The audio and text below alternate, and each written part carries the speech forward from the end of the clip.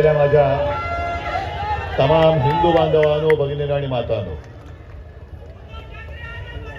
जय श्री कृष्णा, जय यादव, जय माधव।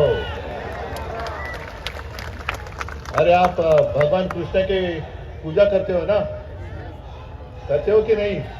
तो जरा जोश दिखाओ, जरा जोश जोश में बोलो जरा, जय यादव, जय यादव, जय श्री कृष्णा, जय शिवाजी। हाँ, ऐसे कुछ चाहिए, नहीं तो भगवान कृष्ण कहेगा, सोचेंगे कि अरे किसके लिए मैं जाऊं।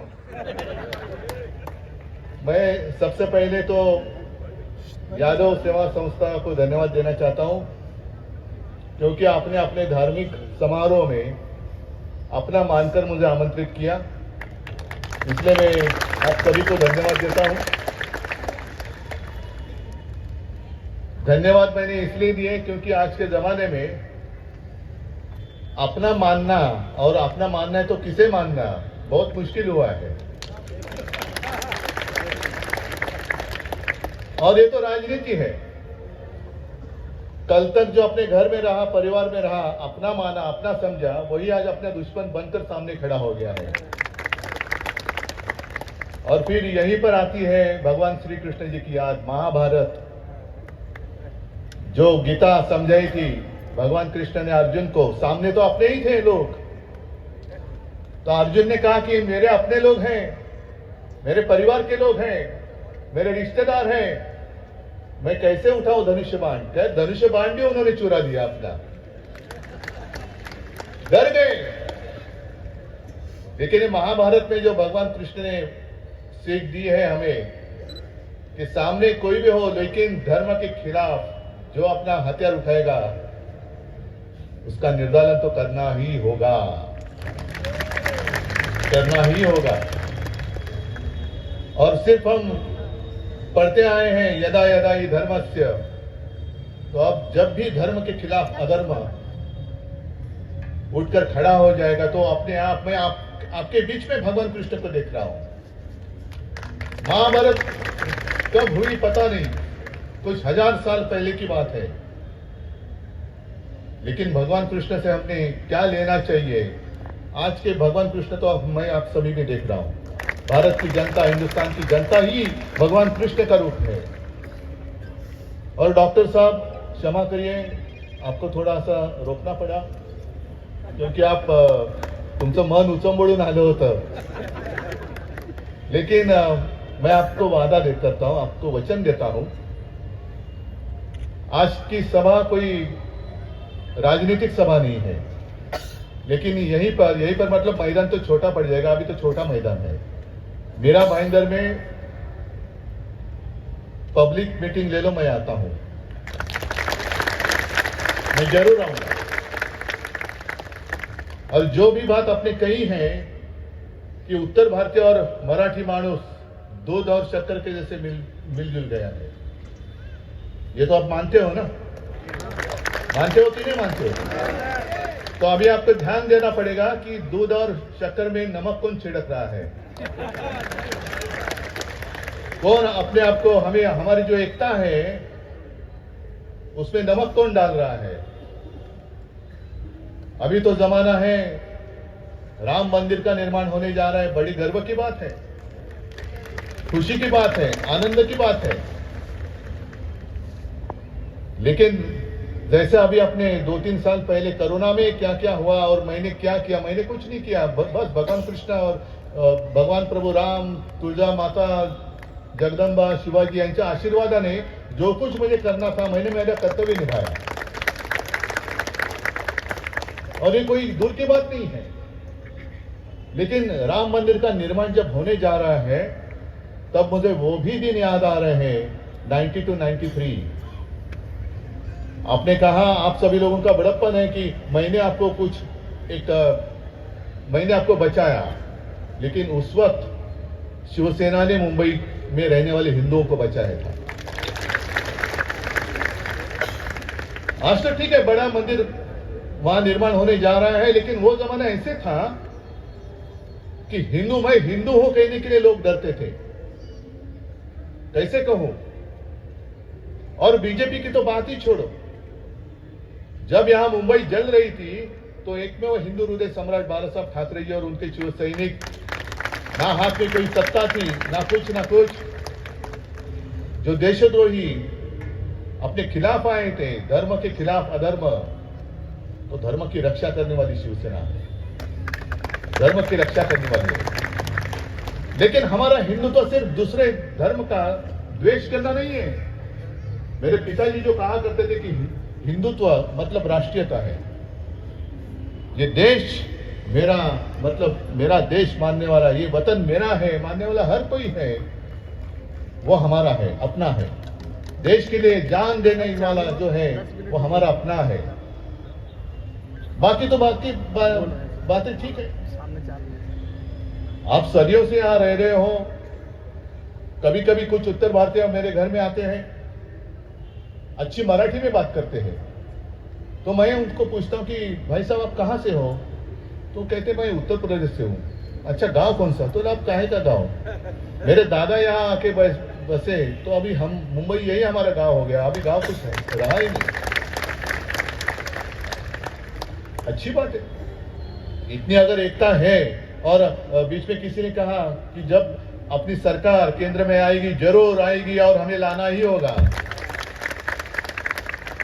तो राजन बेचारे को मंत्री बनाओ। मैंने कहा आपके मुंह में घी शक्कर, उसके साथ चाहे तो आज की पूजा में मक्खन होगा तो मक्खन भी ले लो। इसलिए मैं कह रहा हूं कि अपना अनुभव, जो आपने अनुभव लिया है, शिवसेना का अनुभव लिया है, चलो मैं मुख्यमंत्री था, मेरे कार्यकाल का अनुभव लिया है, वो अनुभव को आप मत भूलो। जैसे भी चुनाव नजदीक आएंगे तो आपके गांव से लोग लाए जाते हैं, यहां से वहां से लाते हैं ना। आप कहां से हो? यादव हो, ब्राह्मण हो, ये हो, वो हो, उत्तर प्रदेश में कहां से रहने वाले हैं, तो आपके गांव से कोई वहां के मुखिया हो सकते हैं, लेकिन वो उनके पार्टी के होते हैं, वो आपके बीच में आते हैं। आपको भी अच्छा लगता है कि अरे कोई तो मेरे मायके से कोई आ गया, ऐसे लगता है। और वो आकर आपके बस्ती में रुकता है, रहता है और आपका ब्रेन वॉश करता है ना, सही है। फिर 5 बज जाते हैं, 6 बज जाते हैं, वो वोटिंग मशीन बंद होता है, फिर आपके मायके से जो आता है वो गायब होता है, फिर रहते हम, आप और हम तुम एक शहर में बंद हो, चाबी तो खो नहीं देंगे हम, लेकिन बाद में आप और हम इस शहर में रहते हैं। जब भी कोई जरूरत आती है तो आप हमारे साथ आते हैं, हम आपके साथ देते हैं, लेकिन चुनाव आते हैं तो न जाने कहां से, भले आपके गांव के लोग हो, वो आपके बीच में आकर आपका ब्रेन वॉश करते हैं। और इसलिए मैंने जो शुरुआत की कि दूध और शक्कर में नमक छिड़कने वाला कौन है, उससे आप दूर रहो। उनको कहना भाई साहब अब हम यहां सुखी हैं, आपकी कोई आवश्यकता नहीं है। हमारे यहां महाराष्ट्र में सुखी है, मुंबई में सुखी है, हमें कोई आपत्ति नहीं है, कोई संकट नहीं है। जब भी कोई आपत्ति आती है, वो चाहे निसर्ग का, प्रकृति का प्रकोप हो, या दंगा फसाद हो, या कोई एक्सीडेंट हो, पहले दौड़कर कौन आता है? शिवसेना आती है कि नहीं आती? जैसे यादव समाज संस्था आप जैसा काम करती है, वैसे मेरे हर गांव में, हर गली में शिवसेना की शाखा है। वो शिवसेना की शाखा और शिव सैनिक, जो बाला साहब का शिव सैनिक पहले दौड़ कर जाता है, कभी कभी अपनी जान की भी परवाह नहीं करता है। और ऐसी भी कोई घटनाएं हुई है कि बचाते बचाते मेरे शिव सैनिकों ने अपनी जान गंवा दी है,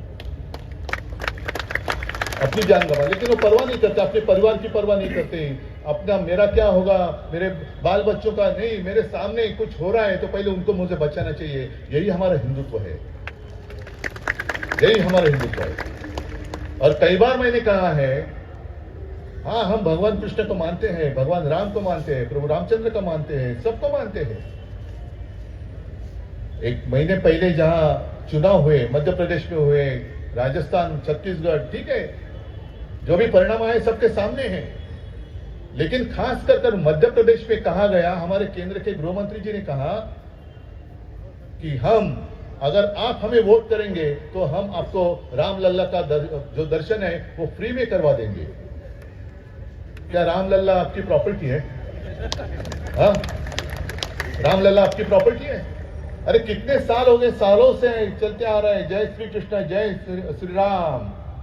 आप तो अभी अभी आए हो और आप तो अभी ऐसे लगने लगा कि जय श्री राम या जय बजरंगबली की जय बोलेंगे तो सारे हिंदू हमारे साथ आ जाएंगे।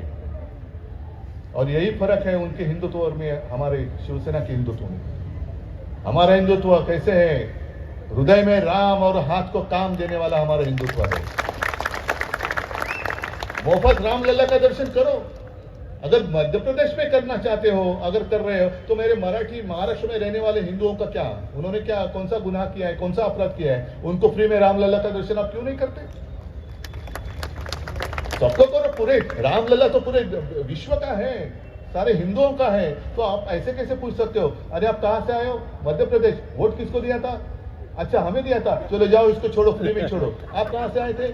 मध्य प्रदेश से। वोट किसको दिया था? कांग्रेस को। चलो इससे पैसा ले लो। ये हिंदू तो आप मानते हो? ऐसा हिंदू तो आपको चाहिए। और इसलिए मैं कहता हूं, आप सारे लोग मुंबई में आए, क्यों आए? काम के लिए आए ना। कष्ट करते हो कि नहीं करते हो? बराबर है। लेकिन अब कहां करेंगे काम?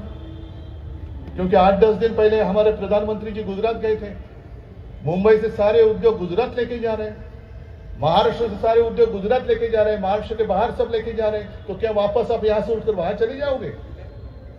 और यहां भी जो आपके साथ, हमारे साथ जो गुजराती लोग रहते हैं, वो भी क्या करेंगे? जाएंगे वापस सूरत। गुजरात मजबूत होगा तो देश मजबूत होगा। क्यों? महाराष्ट्र मजबूत होगा तो देश नहीं मजबूत होगा, उत्तर प्रदेश मजबूत होगा तो देश नहीं मजबूत होगा। अपने देश में और कोई राज्य नहीं है, सिर्फ अकेला गुजरात मजबूत हो जाएगा और देश मजबूत हो जाएगा। हमें कोई आपत्ति नहीं है, दुख नहीं है, खेद नहीं है। गुजरात मजबूत कर रहे हो, करो, लेकिन हमारा छीन कर मत करो। यहां सारे लोग सुख से रह रहे हैं, तो आपके पेट में दर्द क्यों हो रहा है? और ये सारी बातें मैं जब भी पब्लिक मीटिंग आप करेंगे तो विस्तार से जरूर कहूंगा। आज तो मैं इतना ही कहता हूं, श्री कृष्ण जी को प्रार्थना करता हूं कि हे भगवान, उस वक्त जो भगवत गीता आपने अर्जुन को समझाई थी, वही भगवत गीता आप हमारे सारे हिंदू भाई और बहनों को समझाओ। जो हिंदुत्व का आधार लेकर हिंदुओं के खिलाफ एक तानाशाही लाने की कोशिश कर रहे हैं, तानाशाही को खत्म करने के लिए हे भगवान, आपका जो तेज है, आपका जो अंश है, मेरे सब माता बहन और मेरे भाइयों के बीच में डालो। और जब चुनाव आएगा तो जैसे प्रधानमंत्री जी कहते हैं, वैसे मैं आपको कहता हूं, जय श्री कृष्ण कहो, जय श्री राम कहो और तानाशाही को खत्म करो। जय हिंद, जय महाराष्ट्र।